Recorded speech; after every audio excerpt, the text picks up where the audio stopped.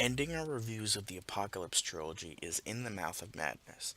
In 1995, this is what many die-hard fans of Carpenter consider the last truly great film of his, mainly because it had the heart and style of his work as well as the excellent writing, performances, effects, and story. His later films aren't god-awful or anything, but they lacked a certain spark that made his previous works more enticing and interesting. This film went through some development hell in the late 80s and early 90s, with John Carpenter at first passing on the film.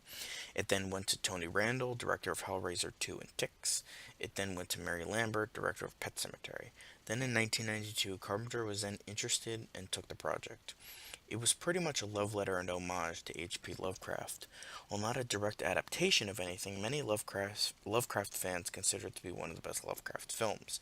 Similar to Prince of Darkness, it doesn't spoon feed you information, and after viewing the film, it might make you seem confused or disoriented. This is because the film keeps going between reality and fiction and makes you question what's real and what isn't. However, on repeat viewings, it starts to make a little sense.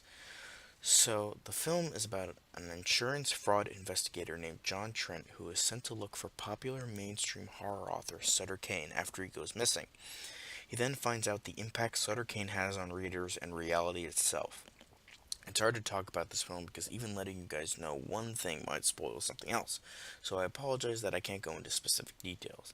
But I will say that the reality bending themes and tones are really interesting, and the plot slowly unraveling for Trent is really enticing. However, unlike its predecessors, it isn't exactly scary, as it's more a supernatural mystery thriller than a science fiction horror film like The Thing and Prince of Darkness. However, it does have some very creepy imagery, interesting lore, and an intriguing plotline. Plus, Sam Neill is absolutely amazing as John Trent. You could tell he gave it his all and it pays off. While Neill doesn't do a ton of it, he thrives in horror, like this, Event Horizon, and even the darker scenes and imagery of Jurassic Park. I would recommend watching this film 2 or 3 times to fully appreciate it, because it is definitely one of those love it or hate it films. However, it was the most well received out of the trilogy due to it getting mixed reviews rather than overwhelmingly negative ones like its predecessors. If you love Lovecraft, you will love this film.